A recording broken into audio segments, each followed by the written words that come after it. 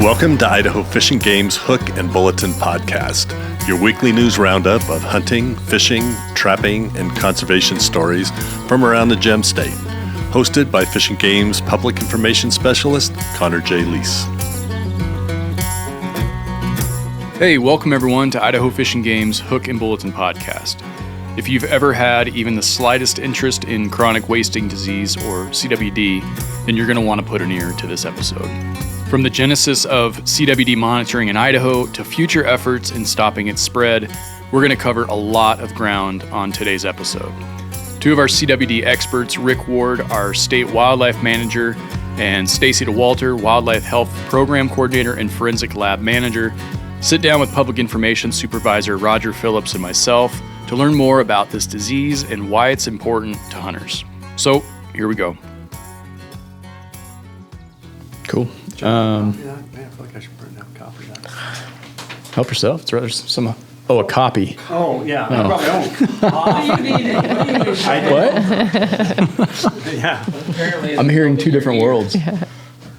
So today we're sitting down here at Fish and Game headquarters in Boise, and we've got a whole bunch of key players here on the CWD strategic team, including Roger Phillips, our public information supervisor. I don't know why I led off with you. I don't know. We got Stacey Dauwalter, our wildlife health program coordinator and forensic lab manager. Is that all right? Yeah, good enough. Okay, and then we got Rick Ward, our state wildlife manager. Thanks for being here, you guys. Can you explain what is CWD? Super high level, what is CWD? So chronic wasting disease, or CWD, is a disease that is it's a prion disease, and a prion is a protein that can take different shapes, and when it takes the wrong shape, it becomes infectious. So CWD is a prion disease of deer, elk, and moose, caribou, that, you know, it's a protein that misshapes and causes all sorts of havoc. Makes holes in the brain. Oh, okay. Literally. Yeah. Jeez. They accumulate. The misshapen forms allows them to stick together, and as more and more group together and form plaques, it affects the nervous system. And I'm just going to go ahead and assume that's fatal. Always. Okay. Yes. Oftentimes there is something else that kills them before CWD is So there's CWD is the proximate cause, but the ultimate cause might be pneumonia or getting hit by a car, predation, things like that. When did CWD testing begin in Idaho, and what did it look like back then? So we have two different phases, kind of. We were sampling individual animals that we thought maybe looked sick, that we wanted to see if it had CWD. But our surveillance across the state started in 1997. So that's when, based on what was happening in the rest of the U.S., we thought we needed to get on board and start testing statewide through voluntary hunter harvest sampling. What the test looked like early when CWD was first being discovered and researched, they used a test called a Western blot. But now testing is advanced to where we can do surveillance using an ELISA test. So that's an enzyme-linked immunoabsorbent assay, which is a lot easier to do or use on the number of samples that states are getting from surveillance samples. So fast forward to October 2021, and we had 2 mule deer test positive in Slate Creek, and was it a surprise that was where it popped up first in Idaho? I'd say yes and no. Yes, it was a surprise because it's not immediately adjacent to CWD, a known CWD hotspot like in Montana or Wyoming. So that part was a surprise. The no comes from the number and density of deer and elk in 14. So there's a lot of whitetail, Mule deer have been managed very conservatively, so we have a high number of mule deer and elk on top of that. So in that sense, it is a perfect setting for CWD to get a hold. And what are some of the best prevention and mitigation tactics for CWD in our wildlife populations? Another contributing factor is the age structure in the population. Older animals, especially in deer, older bucks especially, are known to have a higher prevalence rate than other segments of the population. And so managing for a lower density of animals and a younger age structure can reduce the prevalence and also mitigate the risk of spread. And that is one of the primary objectives, is to mitigate the spread to other areas, to try and keep it contained. So when you talk about lower densities, can you share any numbers, and is there any kind of a rule of thumb of how much you need to reduce those densities on kind of a percentage basis of a population, or is it just such a case-by-case basis that it's really hard to throw any numbers out there? It's really case by case. There's not been enough research at this point to really dial in on a density estimate, like the number of deer per square mile. That's a really tough thing to get to, and that's one of the things we'd love to have a target like that to be able to try and manage for. That is not there yet. We're not there yet. The research isn't there yet. So it's really about trying to minimize the interactions from animal to animal or groups of animals, to try and minimize those interactions. We know, like in Slate Creek in Unit 14, that we have pretty high density whitetail, mule deer winter in that area as well at high density. So you have high density whitetail on top of high density mule deer, and then elk winter in that area also. So you have that on top of that, and we know that is kind of the perfect storm of spreading CWD. So reducing those densities, and on top of that, the bucks especially are the segment of the population most likely to foray out and cover a lot of distances. But we think that's one of the primary ways that CWD pops up in new areas is bucks dispersing out of an area, a CWD positive area, ending up somewhere else. Trying to address those parts of the population, the density and the age structure, and especially the male part of the population, are the tools we have to try and mitigate the spread of CWD. I'm curious real quick. I want to jump back to that 1997 date. What did CWD look like nationwide at that time? Was it something that was only in the Midwest, or had it hit the western states by then? It was still, it originated in northern Colorado. That was kind of where it was first discovered and identified as being a disease. And it stayed in that area for a number of years. So it was first kind of identified in the late 60s. And from there, it was in what's known as the endemic area,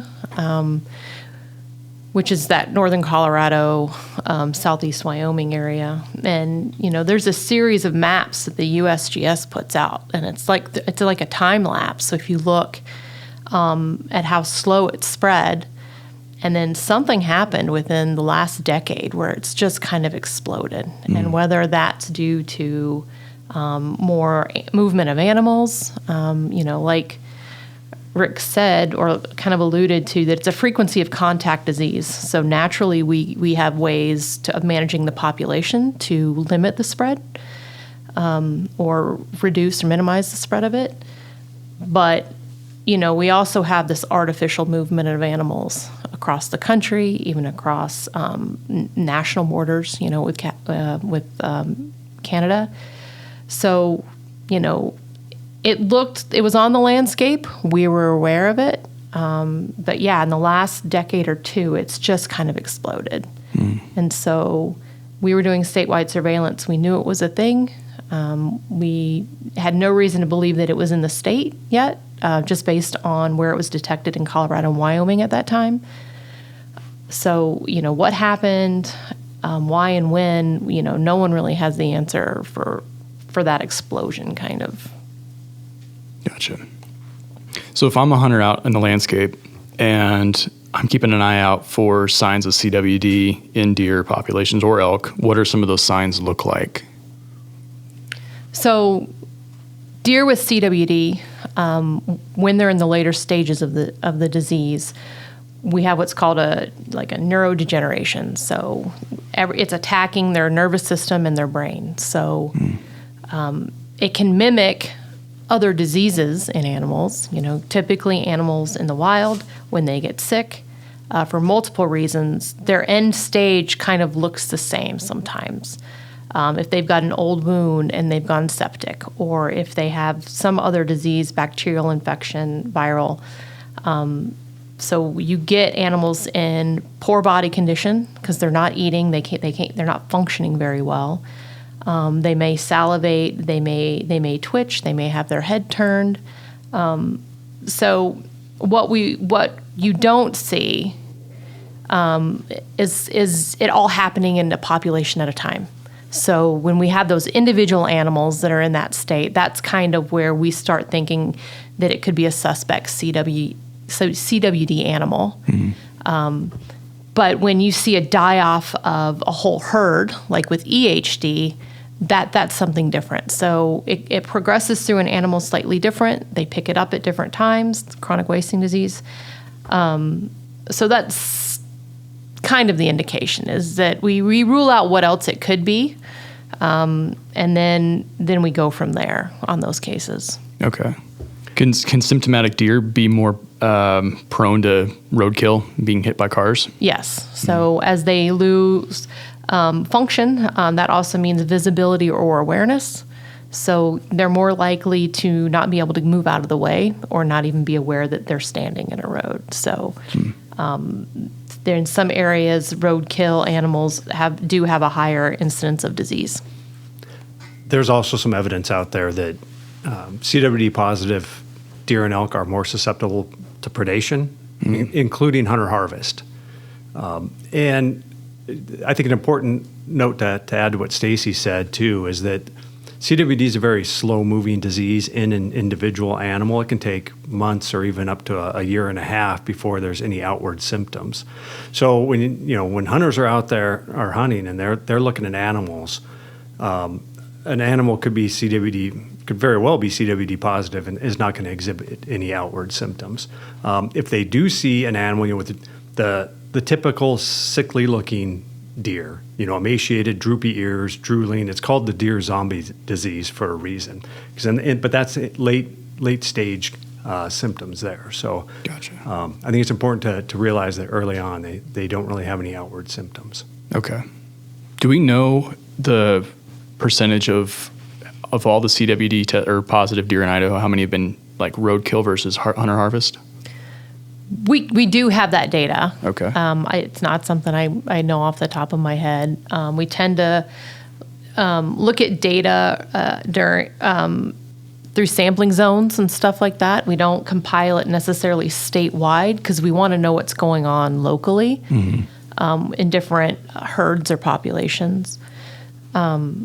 So we do know, the animal that was tested or recently became positive in Bonners Ferry, the first positive up there was a suspect animal. And then the first animal in the unit 23, so south part of 2332, was a hunter harvest. Our first detections were in deer in very good body condition.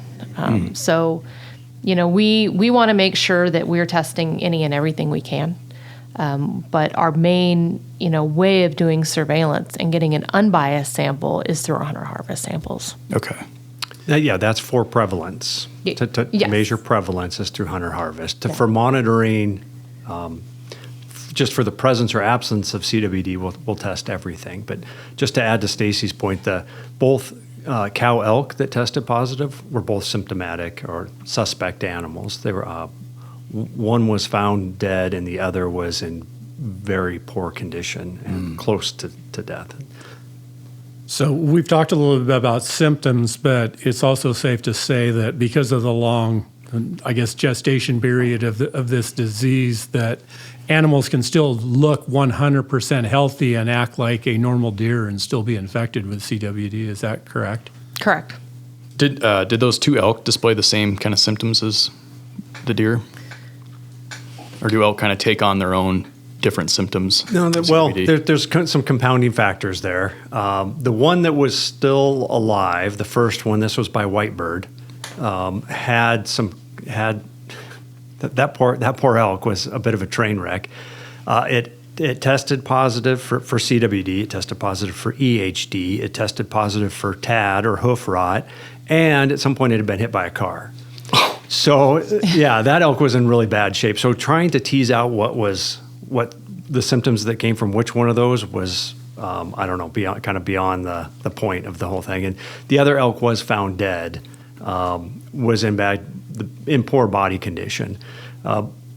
Again, late stage kind of stuff, but the diseases can kind of stack up on one another, and certainly that's a contributing factor. I think both for not just for the actual mortality, the dying part, but also for the inability of them to fight any kind of disease, or maybe even shed CWD, or not shed it, but we don't know exactly how much exposure animals need to become infected with CWD. But if they have a lowered immune system, you would imagine that might have some effect on their potential to catch that. Sure.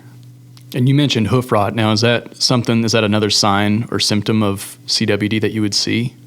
No, it's not. Okay. So I think we have a lot of acronyms, when we're talking about diseases. And chronic wasting disease is CWD. We have epizootic hemorrhagic disease, which is EHD. And we have TAD, which is treponeme-associated hoof disease. TAD is mainly and studied in elk. We don't have a group of animals anywhere other than an elk that display this disease or have it. So we do get a lot of calls about animals with hoof issues. If it's in deer, it doesn't mean it had CWD. More than likely, it's probably related to diet or an previous exposure or infection with EHD that it lived through. That's having the abnormal hoof growth. So just because it has an elongated hoof or an abnormal hoof does not mean it has CWD. Gotcha. Currently, are there any ways to, this is a question we get asked a lot, are there ways to live test for CWD among deer? There are ways to live test, but what it requires is a small surgical operation, which isn't feasible on the ground to go and essentially anesthetize an animal, do the procedure, and then send it on its way. To do that, it could be part of a research study. That's great, but we're not going to do surveillance that way. We wouldn't be able to handle that many animals surgically and then possibly go back to find that same animal if it was positive. So it's usually used in research, or it's used on game farms where the animals are kind of held in pens. They can get to them easily. They can run them through chutes. But as a management agency with the land that we have that these animals live on, there's just no feasible way that we would go and live test animals for surveillance. Okay. And those tests take several weeks to get the results back. So you have to mark those animals in some way and be able to come back and, get to them again a second time for the ones that test positive. Okay. Is it possible to cause, CWD to spread by leaving a carcass in the field after harvesting an animal? That's yes. I think the short answer is yes. That is a possibility. The prions that cause CWD, the misfolded prions, are very robust. They stay in the environment for years. Again, we don't have a real good understanding of how much exposure an animal requires before it will actually become CWD positive. And we've talked and discussed a lot about the pros and cons of removing carcasses versus leaving carcasses, like in Unit 14. And kind of where we landed was, well, okay, CWD positive animal, it got CWD, we know it's there, it's on the landscape. The probability of people taking that carcass off and that carcass not ending up in the right place, we felt is greater than the likelihood of making the situation worse by leaving the carcass on the hillside. So, we ask hunters to either quarter out or debone their meat and bring that out, and then bring the head out for testing, because that's the part we need to get access to, the lymph nodes in the neck. But on the balance, we think that the threat of spreading carcasses, potentially CWD positive carcasses around out there, is greater than just leaving them at the kill spot. Okay. Yeah, the question is it's hard for us as a management agency to figure out. We hedge our bets, we take the risk, and we say, we know CWD's here, we know we have a hot spot, especially in Slate Creek. It's better that these animals stay in this area rather than they go somewhere else. So part of that is the fact in Idaho, we only have 2 approved landfills that will take prion material. Really? So statewide? Statewide, and they're all in the southeastern part of the state, or the south part of the state. So, what to do with those carcasses in North Idaho and even in the middle part of the state is a question of logistics. Yeah. And how we help the public and it become convenient for the public to have a place to put their carcasses, and then make sure we're transporting it, to the right place. So we're limited on what we can do with the carcasses in state. So that was one of the questions that we had to figure out when we made the recommendation that they're leaving the carcass on the hill, because other than that, we're limited on where it can go for long-term landfill or containment. So if we are transporting a CWD positive deer from Bonner's Ferry down to southeast Idaho, are there certain protocols in place for transporting it, or is it just wrap it in a tarp and throw it in a truck? What I would suggest, that's the thing. Like, what I would suggest to our staff that are doing that is, you don't want it leaking, right? Yeah. So it's the same as if you're going to take a head or you've got quarters in the back. Our staff know, especially if they're coming down through the McCall, the Region 3, or even our Region 4 office, that if they've got an animal from some of these areas, they're going to want to hold that carcass till they have results back on the test, and then they can determine where it needs to go for ultimate disposal. And it's the same thing, I guess, that I would tell a hunter is, one, don't let it leak. Yeah. Or, bag it. Usually by the time they're in quarters, they're not leaking that much. It's when you have a full carcass and stuff. But, most of our check stations, our sampling areas, especially in Slate Creek, we've got dumpsters, and we try to make it as convenient as we can within the CWD management zone carcass transport rules, that the hunters can still take as much as they can. Okay. Moving away from deer just a little bit, do samples need to be taken from elk in any parts of the state to check for CWD? Want. I certainly want them. I think we want them as an agency. Do we need them? We're not doing our population surveillance on elk. Elk usually are some of the last species or cervids that will show signs or test positive in an area. It's usually going to be deer first. So given our populations, white-tailed deer and mule deer, those are our focus species for our surveillance. But we certainly are happy, willing to get all the samples from all the elk that we can. Okay.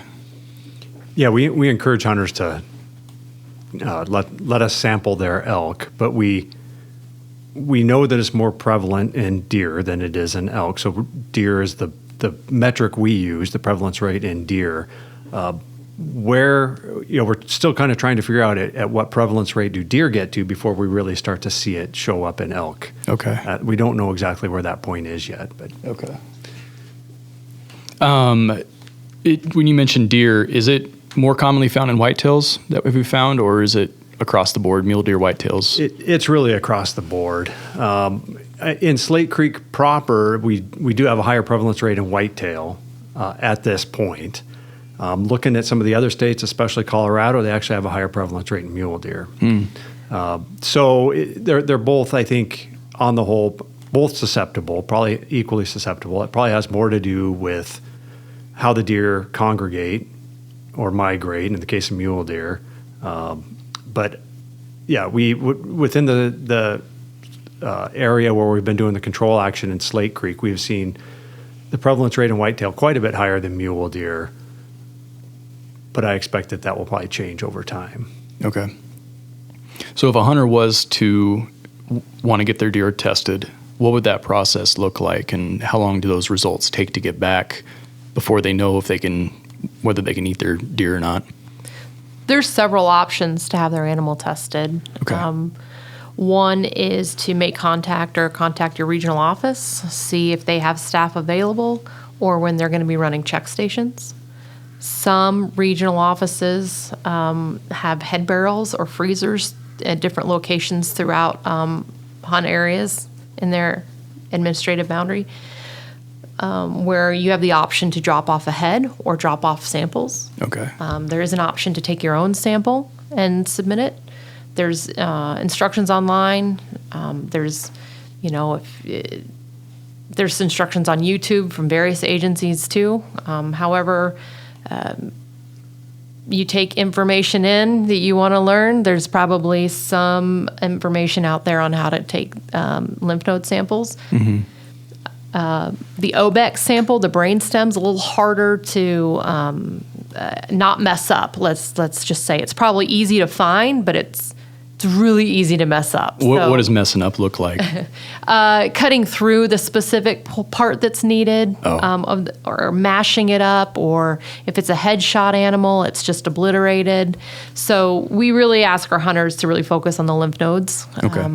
And then, again, you can contact your regional office that you'll be driving through or around during your hunt, see when they have check stations available or when they'll have staff available to take a sample. Okay. Yeah, and we have CWD sampling kits that we mail to hunters. They get on the website. They can send in a request to get those kits. Okay. Yeah, we probably have quite a few hunters that were already just sent a kit from those areas where we really want samples. So that's what I was going to ask. So yeah. is it a request thing based or solely based on requests, or is it if you're hunting in a certain area that already is known to have CWD, you're getting one of those kits already? It depends on what the regional wildlife managers want or hunts they want to target. So we want a real good distribution of samples. So there may be some places where we know we have hunters, we know that it's pretty decent success rate, but maybe it's just not on their radar. So we'll target them sometimes with an email, sometimes with a letter. And then again, there's places where there's mandatory sampling, and we definitely want to make sure the hunters are aware of the rules that are in place in those areas for the year. Okay. So yeah, we automatically send kits to a lot of people. The mandatory sampling areas that Stacey's talking about, at least some of them, most of them are general season hunts, especially the ones that are new this year. Okay. So 23, 24, 32A, those are all general deer hunts. Those are the people that are hard to reach out to because they just buy a deer tag, a regular deer tag that's good statewide. So trying to figure out who's hunting where is difficult. So we kind of do this shotgun approach, trying to get in touch with everybody. But yeah, we will have lots of things in place this fall to help them get their samples to us. Check stations, head barrels, staff in the field, and of course regional offices. We do see a lot of hunters that do bring heads into regional offices for sampling. So we want that to continue. Yeah. Cool. And just to clarify, Rick listed off some units for mandatory sampling. But unit 14 and 18 are included in that list too. So 14's been on there for a while, but 14 and 18 make up our chronic or CWD management zone. That's where there's transport rules in place for deer, elk, and moose. But it's mandatory sampling for deer, as well as 23, 32A, and 24. Okay. Yeah, and one more thing to add. That up until this year, the elk and moose were included in that mandatory sampling for at least for 14. It was 14 and 15. Now it's 14 and 18. We decided to go ahead and make the switch to just deer. That's, like I said, those are really that's really the metric we're using, and didn't see a need to continue to burden people with mandatory sampling for elk. So we are switching to just deer, but we're still asking hunters to volunteer their samples for elk. Okay. And can you kind of expand and explain a little bit more about, now that we've found it in several places in the state, why it's still important for hunters to have their animals tested who are hunting outside of those areas? Stumper. I'll take a stab at that one. So, yeah, the way we found CWD in the first place was they were hunter-submitted samples. So it was actually a mentor hunter he was mentoring two hunters that actually harvested the deer. He took the samples, sent them in. That's how we found CWD to begin with. So we want to continue to monitor statewide. I'd say it's more important now than ever to monitor statewide, to continue to see if CWD spreads or where it pops up and at what level. So we've seen it was just within the last year, we've seen it pop up in the south end of Unit 23 in a mule deer, hunter-harvested mule deer, and then just recently in a white-tailed doe up in Unit 1. So we found those because we continue to monitor for that. So yes, we definitely want to continue to monitor more now than ever. And it was through monitoring as well that we were able to take 15 out of the mandatory sampling and out of the CWD management zone. So, sampling doesn't always mean that we're going to detect it and there's going to be some management changes. It also helps us to kind of be less restrictive on their hunters too, if we can find and we can prove that there's a freedom of disease. So, that worked well with 15. We were able to say we're, really confident, like 99% confident that it's less than 1% prevalence based on the number of samples we've taken in there.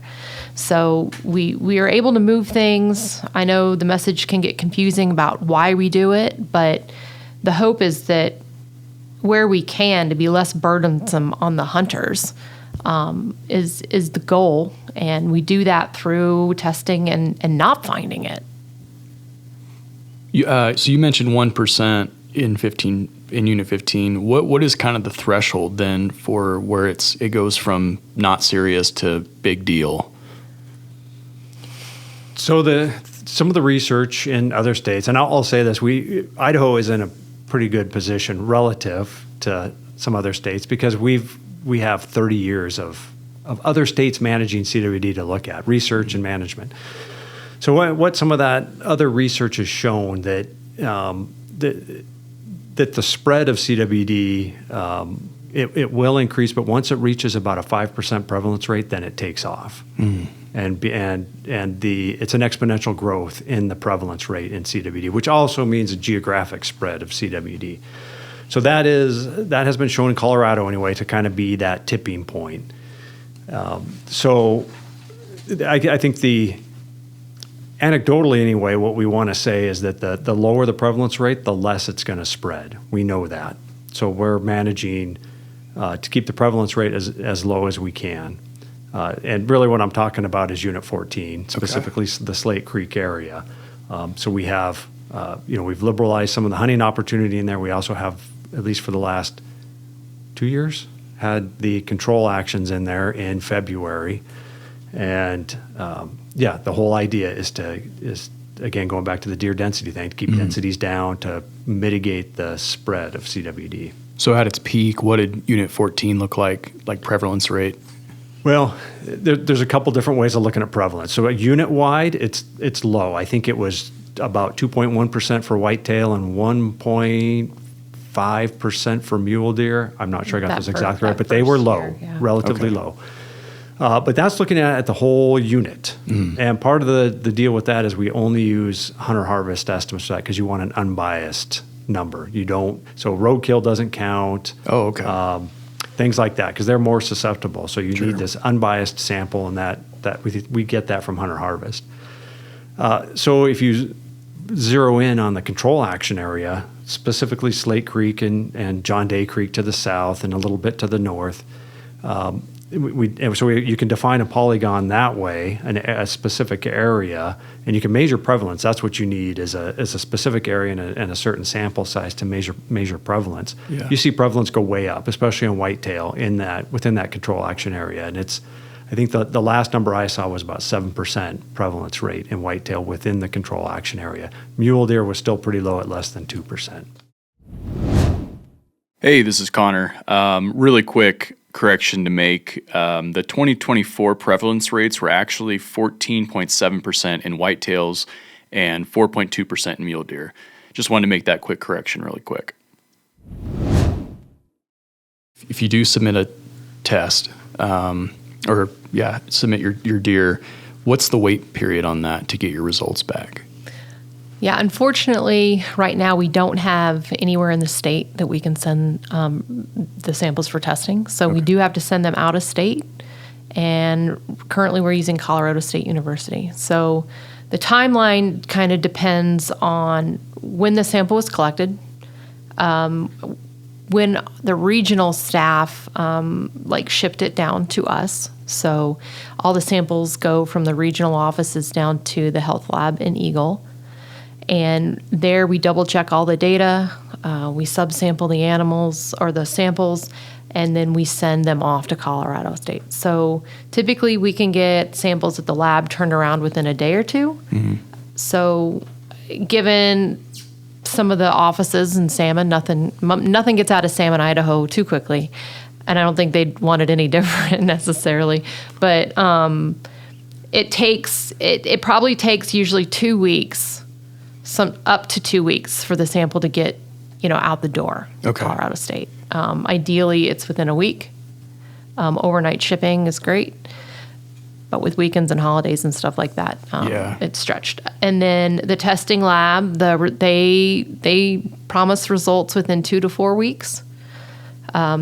However, when our hunts overlap with Colorado hunts, they get pretty busy, and so we like to say 4 to 6 weeks. Okay. And it probably at times is longer than that, but at this time we don't really have another option or another lab that's willing to take on the number of samples that we're producing. That was gonna be my next question. Is there kind of a natural bottleneck then around the fall hunting season as more and more tests come in? Yeah. It is. I mean, one thing's great is that we do have a shift in our hunts. So our samples get down there earlier before the bulk of their hunts start. Mm-hmm. But when they do overlap, it's a bit of a problem. Okay. And can you kind of quickly explain? I'm a hunter. I've just killed an animal, a deer or an elk. I roll into the check station, and yes, I want to have my animal tested. What's the process for me at that point? It's pretty much... Doesn't Fish and Game do most of the sampling at that point and all the shipping and all that kind of stuff? And then what does the hunter get at that point, and how do they follow up? Yeah, so when hunters stop at a check station, there's data we're already taking. So we're already taking all the information for their mandatory harvest report. That same information is used on their CWD kit label, and our staff will ask if we can take a sample. Of course, there's those mandatory sampling areas, 14, 18, 23, 32A, and 24, where we'll remind you that there is a mandatory sampling rule. In fact, but we typically ask, just so we know, especially outside of those areas, what you're planning on doing the skull, we can kind of help out. But we will take the sample, we'll ask you, show you that we're going to let you know that we're going to go in and cut the neck. We're probably going to also ask to age the animal. In certain areas of the state, we're also collecting white-tailed deer teeth. So there'll be a number of questions you're asked, and we'll let you know what we're doing, and you can watch as much as you want to. But typically it's the same thing of dig out your animal from the back of the truck, because everything's on top of it typically. But, we'll ask to see your animal, and then we'll quickly, hopefully, get a lymph node out of there. What's the whitetail tooth thing? Is that related to CWD at all? No, it's just it's another data gathering effort. Became Irish right there for a second. In northern Idaho, to get a distribution of ages. Oh, okay. Yeah. And then isn't at that point the hunter given a business card that they can follow up on that test? Right. If it is a kit that has a barcode, Check Station will hand out the barcode, share that with you. And then I think at most head barrels or freezer locations where you can drop off a head or drop off a sample, those kits, if you're dropping off a sample, they may already have the barcode in them that you would keep one. Head barrels, you're probably not going to get a barcode. You're going to just tag the head with information, and then you'll have to call in to look for results that way. Now, Stacey, this is kind of a loaded question, but say I'm a hunter and I have my deer sitting in the freezer, or say it's thawed, and I don't want to wait 4 to 6 weeks. I know we're not the authority on this question, and we get it asked a lot, but or is it safe to consume a deer? So, Fish and Game is not a human health agency. So we defer to our counterparts with the CDC, USDA, ISDA. We're also not a meat quality agency either, so we very rarely will make a call on whether you can consume the meat or not, unless we know that there's an aseptic infection that is throughout the body, or there is a massive parasite infection throughout the whole portion of the body. So very rarely are we ever going to make the call and condemn a carcass. What if we know for certain that it is, in fact, CWD positive? That's up to the hunter to determine. And typically we'll have a conversation with the hunter if we call them and let them know their animal has tested positive. And if they want our help in disposing of the meat, we're more than welcome to help. And if they want to keep the meat, they can do that as well. Okay. We do contact every hunter that has a positive animal. Oh, okay. So we do not contact the negatives, but we contact the positives. Gotcha. So CWD now in 2024 looks a lot different than it did in 2020. What is Idaho's plan, and what does it kind of look like moving forward, heading into the 2024 season? So a few things. We have the mandatory sampling, the expanded area, and that's really centered around that positive mule deer at South End Unit 23. We got very late in the season last year. So that's a highly migratory deer population in there, which compounds things because that summer range, those deer literally go to 4 or 5 different winter ranges. And then congregate on those winter ranges. But so we have this mandatory sampling to try and get a better understanding of prevalence and distribution down there. Unit 1, we're still kind of waiting to see. We just wrapped up a surveillance hunt up there with 300 tags, 300 tags and then some landowner permits. The idea was to get 200 samples of deer up there that will then help inform us on, depending on the results of that, help inform where we go next up there, whether there's a CWD management zone or mandatory sample submission. So those, we're kind of waiting to see what we hear on that. The stuff in 23 will really be dependent on this hunting season, so no management changes there until we get more information anyway. Unit 14 and 18, we put into place some additional harvest opportunities in Unit 14. Those are still in play. Unit 18, no management changes, but there is mandatory sample submission. For the last 2 years, we've done a control action in February in Slate Creek, and we feel like that is having a positive effect on CWD prevalence in there, both whitetail and mule deer. And we've actually seen prevalence rate change over the course of of those control actions. So a lot of CWD positive animals get taken out at the beginning of those control actions, and then it kind of fades out. We think that's having a really positive impact on the prevalence rate in there. What we're finding is we need cooperation from landowners. And this is one of the themes you see in CWD management throughout the West, is that especially with whitetail deer that tend to spend most or all their lives on private property. We really need that cooperation from landowners, whether it's allowing hunters to get on there, allowing us to get on there. In some cases, like in Slate Creek, landowners, we're giving take permits to landowners so they can harvest animals, and then of course we'll have those tested for them. So, looking at statewide and thinking about management, it's really case by case. There is no one blanket prescription for managing CWD. And we've got three species that can potentially get CWD. And, North Idaho, Unit 1 is nothing like Southern Idaho. And that not only the landscape and the habitat, but the species and the distribution and their ecology as well. So there isn't a one-size-fits-all. So we are really playing it by ear. We're in the process of actually crafting a new CWD strategy that's going to incorporate some of the latest information out there, some of the research, as well as what we found in Idaho with our wildlife populations and our CWD prevalence rates and distribution. So that will help set the path forward.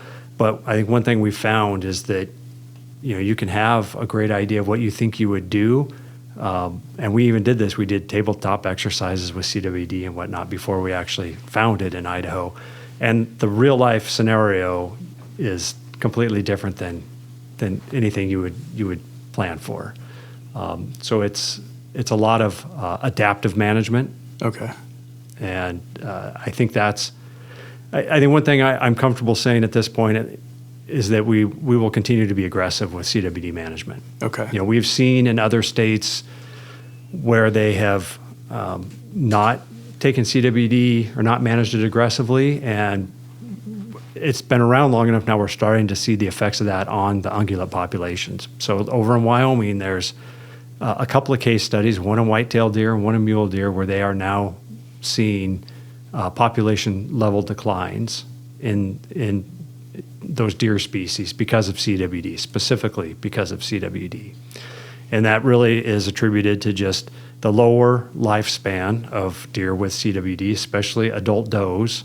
That's your production side of the population. So if the average adult doe life expectancy with CWD is 4 years less than one without, well, that's 4 years of fawn production that you just lost. And so it's pretty easy to pencil out the math and see that the population could decline over time. And that's where some of those populations are now. So that ultimately is what we're trying to prevent. Okay. The future is, do you want fewer deer that are unhealthy, or do you want fewer deer that are healthy in those CWD positive areas? That's kind of the choice that we have at this point.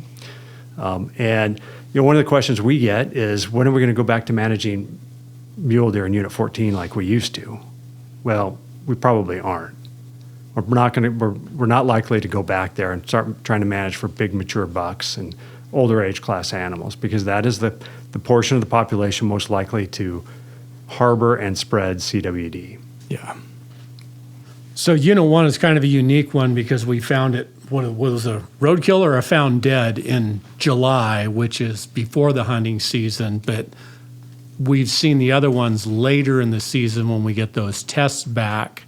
So is it kind of safe to say that usually it's not going to affect the hunting season if we start seeing a couple of positives pop up in the middle of it or toward the tail end of it? Or do we, when we found it in Slate Creek, we kind of took immediate action there.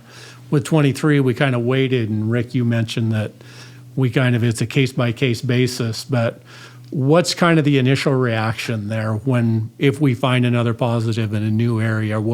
Are hunters likely to see some immediate changes, or will it probably take effect later, or our management actions take effect later?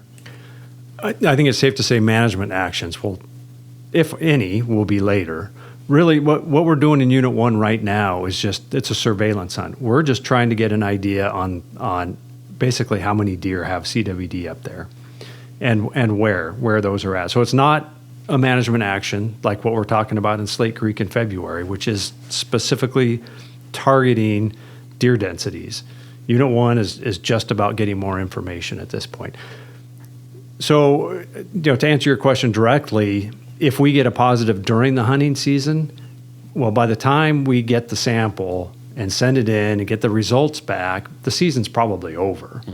Or close to it. And that's one of the things, that's what we ran into with Unit 23, was that, that was harvested in October. We got the results back in November. The season was over. Deer had already moved off summer range towards winter range. There really wasn't a management action to be had, even a surveillance type hunt like we have in Unit 1. So that's one of the reasons we wanted to get this surveillance hunt in Unit 1 going quickly, was so we could get those results before the hunting season. And that will help determine if we think we should do additional requests from hunters, which would be like potentially a mandatory sampling, or if it were to become a CWD management zone, then that would have carcass transport implications with it as well. But at this point, the first step really of any of this, if you find it, the first step is to get more information. It's not to go straight to management. Is that kind of the difference then between a surveillance hunt and a control action then? Yes. Okay. Yeah, that is completely it. So surveillance is about getting more information, and we did do that if you remember, back in 2021 with we had 13, 14, 15, 18, 23 portions of all those. We did do surveillance hunts in there. That was our first step. Okay. And those were in December. A lot of hunts. We stratified it by species and by sex and by private property and public property, and had several different kinds of hunts in there. But we did get a lot of information out of that, out of those hunts, and that helped determine what the next steps were. Now looking at like this past February, we did the control action, which is a management action with a specific goal in mind, and that in this case it's to reduce deer densities in Slate Creek.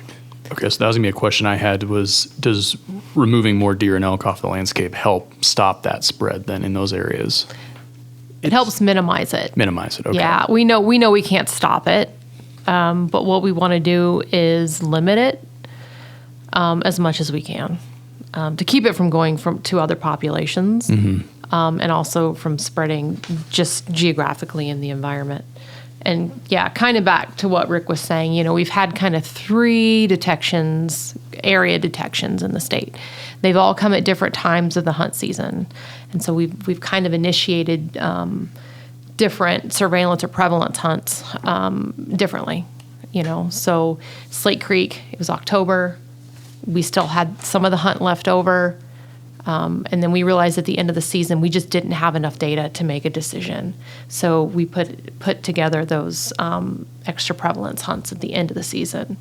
North Idaho, Bonners Ferry, it's the very beginning of a season. So again, we had this opportunity. What the rest of the season looks like at this point, we don't really know. But then, the Unit 23 detection was, again, end of the season. Animals are gone, so we were limited. So 3 different kind of scenarios that we've had to make different decisions on just to get a prevalence detection or prevalence estimate. So I know this is a little bit of a touchy topic, but can you kind of explain the pros and cons of using hunters to go in some of these hunts, these special hunts, versus control actions, and what are some of the challenges each way when we're trying to get something specifically done in a very specific area versus letting hunters go in and take care of that for us versus bringing in professionals to do it? I think we're always pro-hunter. We always want our public to take the first stab at it and be involved. That's our line. That's who we're going to target first, is we're going to ask our hunters to participate and make opportunities available to them. At the end of that, if we don't have what we need, or if we're dealing with private property, there's some scenarios where we just don't get permission to use hunters like we want to. So that's where we have to go maybe some other rounds, and Rick can probably talk to that. Yeah, I would just add that one of the reasons for the control action is rather than hunters is because they're harvesting deer at night. The control action, and we're doing that in conjunction with USDA Wildlife Services. They're using bait and they're using spotlights, which is that objective is to remove deer. There is nothing in that about fair chase. It's I don't even want to get into the ethics of that relative to hunting, because that is not hunting, and that's not the point. So we want it. CWD management absolutely 100% relies on hunters, and that's also happening in Unit 14 with the additional mule deer tags and the whitetail X tags, and so that it's a two-prong approach in that regard. And of course, we rely on hunters extensively for our surveillance, exclusively for our surveillance. Really, it's all hunter harvested samples that we use to survey deer and elk populations around the state. So. Again, though, each what happens in Unit 1 and Unit 23 with those two different scenarios and how hunters play into that is yet to be seen. Like I said, there is no template to look at that is, managed this way. There's nothing. There's no guidebook here. So we looked at other states, what's worked, what hasn't worked, and the research out there, and there's never enough of that. So normally on here, every episode of the Hook and Bulletin, I'll have like a question of the week. But here we got a whole bunch of questions from hunters on social media. I think this is primarily Instagram, but we had a lot of the questions actually that I've asked today have come from Facebook hunters as well. But a couple of questions. The first one is from Andy K. People eat venison with CWD all the time. Why does the CDC say it's not safe to eat? So chronic wasting disease is a prion disease. And we know humans can get prion diseases, but they're typically specific to human or things like mad cow disease. So their concern is probably due to the potential that's there to cross over to humans. But there's been no cases of CWD in people. But I think that's where their concern comes from. Okay. Is the potential or possibility. Sure. Yeah, I think for a complete answer to that question, you got to go to the CDC, though. Okay. Yeah. Oh, yeah. I mean, go to your doctor. We're, again, not the Human Health Agency, but that's probably where the concern's coming from. Well, then I think that leads into Brandon G's question. Since there has been no actual confirmed cases of human transference of CWD due to eating the contaminated meat, is there fear that it will ultimately destroy the entirety of the population from the landscape? You're talking about deer and elk. I don't know. I'm assuming Brandon means deer and elk. I will read that as deer and elk. And I'm not sure I'd put it in those exact terms, but yes, that's what I was getting at with the research out of Wyoming with mule deer and with whitetail deer is that, they have been able to measure a population decline attributed to CWD. And that's only going to get worse. They're not going to pull out of it. The prevalence rate's only going to go up. One of the things that they've run into in one of these populations, it's a general over-the-counter tag, but the prevalence rate in mule deer is so high that they can't get people to hunt there.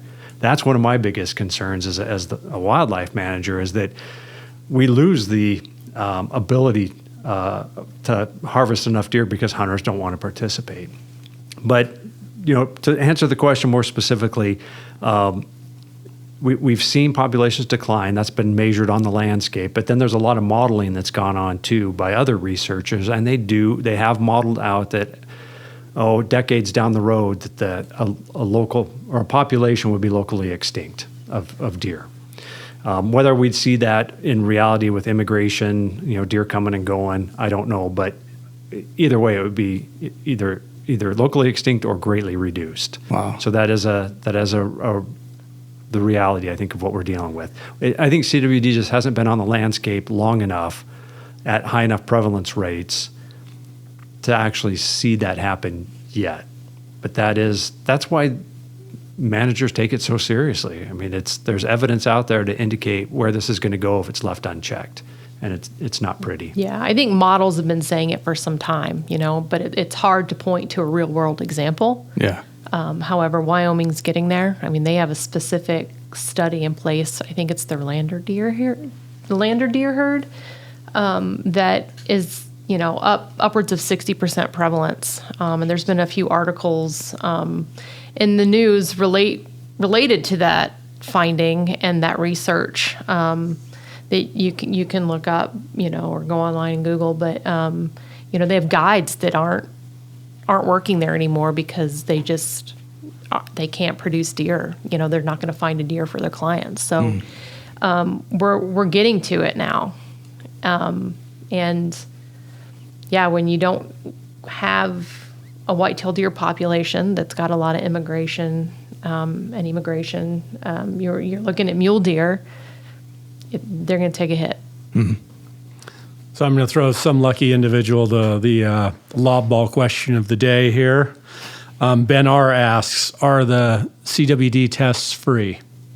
Yes. Yep, they are free.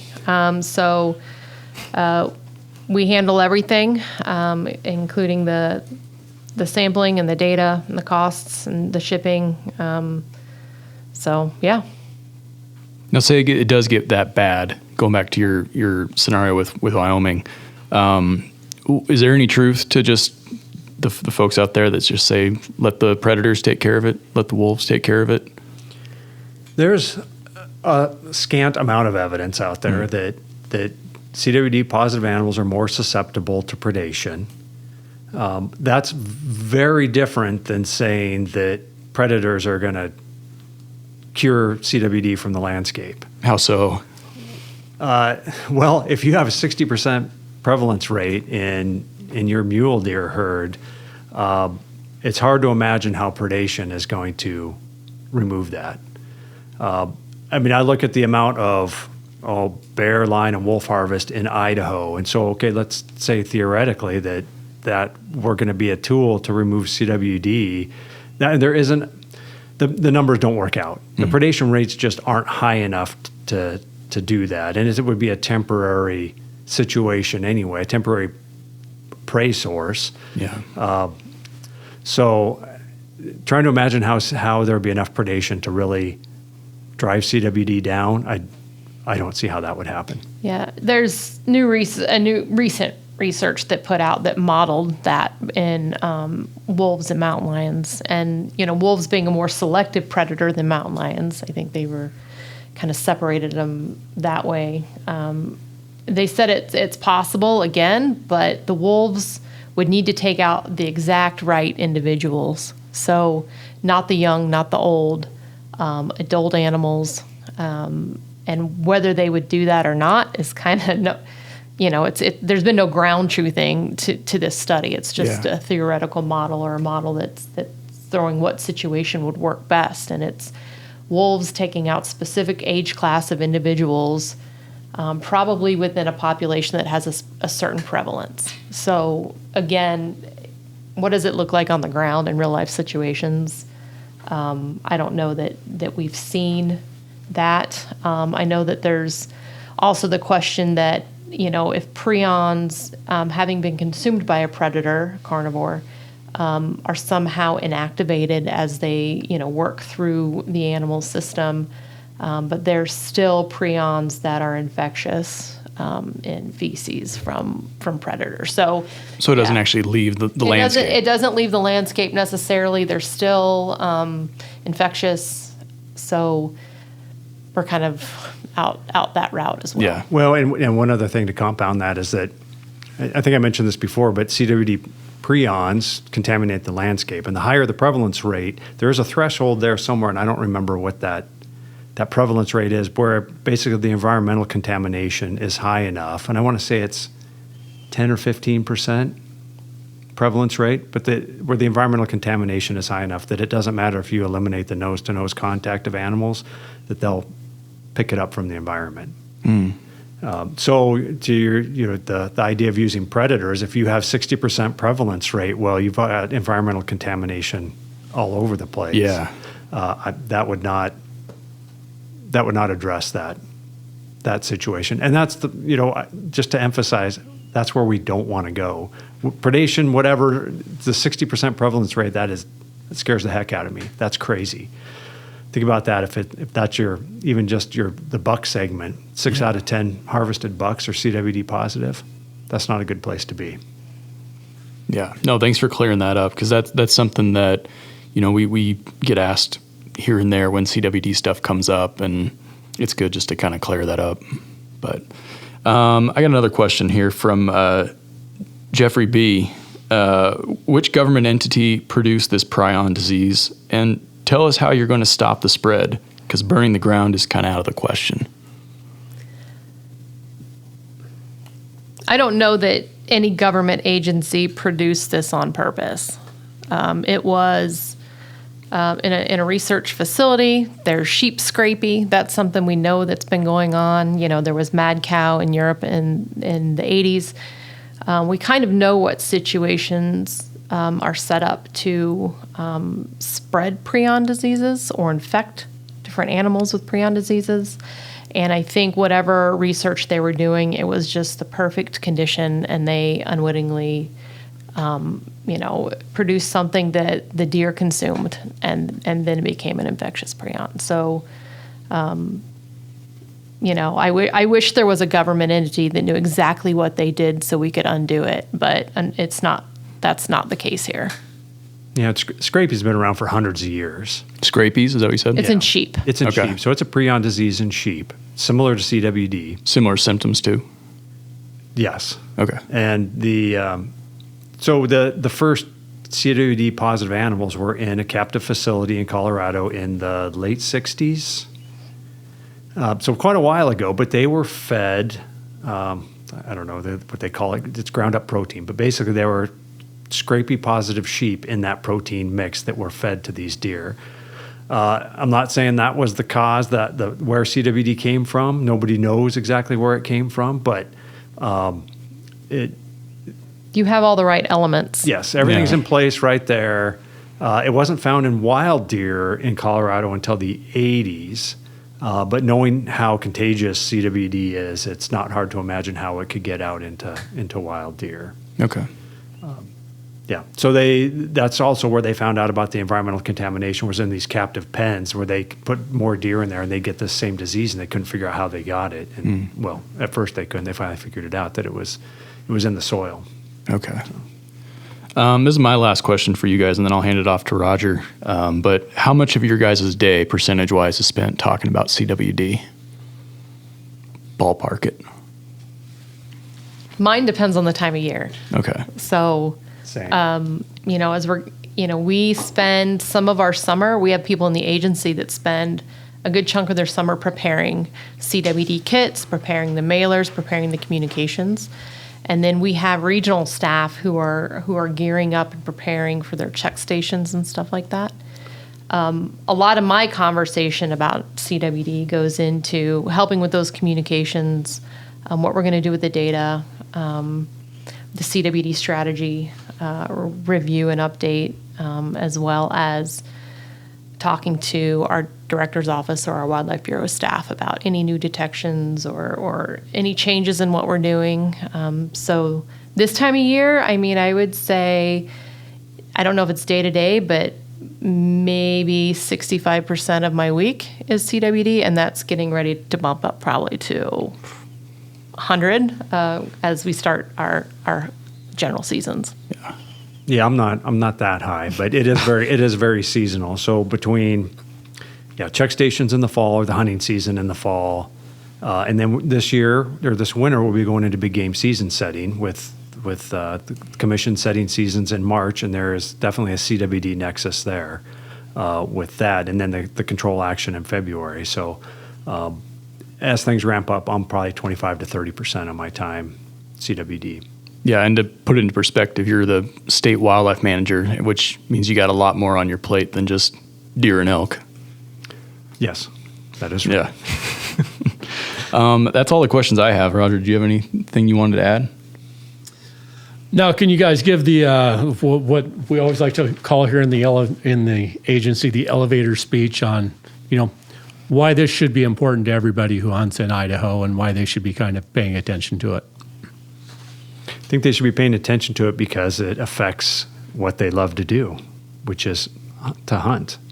And we talk a lot about what legacy and how we're going to manage hunting down the road, and we don't want this to manage it for us.